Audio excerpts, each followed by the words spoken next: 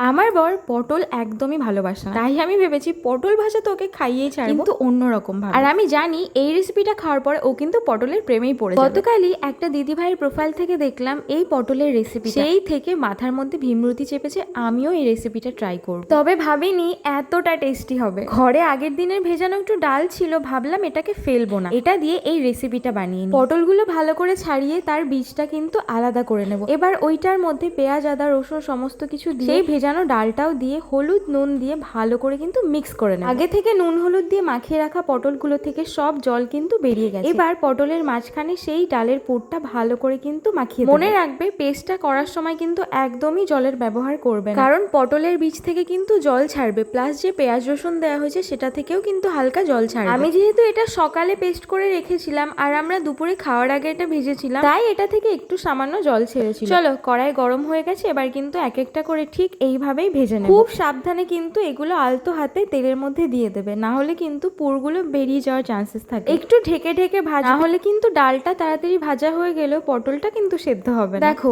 একটা পিঠ আমার ভাজা হয়ে গেছে, এবার উল্টে দিয়ে কিন্তু আরো কিছুক্ষণ ঢেকে ঢেকে কম আঁচে রান্না করে নেব। চলো, আমার কিন্তু ভাজা ডান। এবার এটার একটা নাম দাও তো তোমরা, এটাকে কি নাম দেওয়া যেতে পারে? নর্মাল পটল ভাজা তো বলবো না, তবে ডালের পুরভরা পটল ভাজা বলাই যেতে পারে। বাঙালিদের দুপুরে এক পদ ভাজা না হলে কিন্তু হয় না। এরকম একটা ভাজা যদি দুপুরের পাতে থাকে ভীষণ ভালো লাগবে খেতে।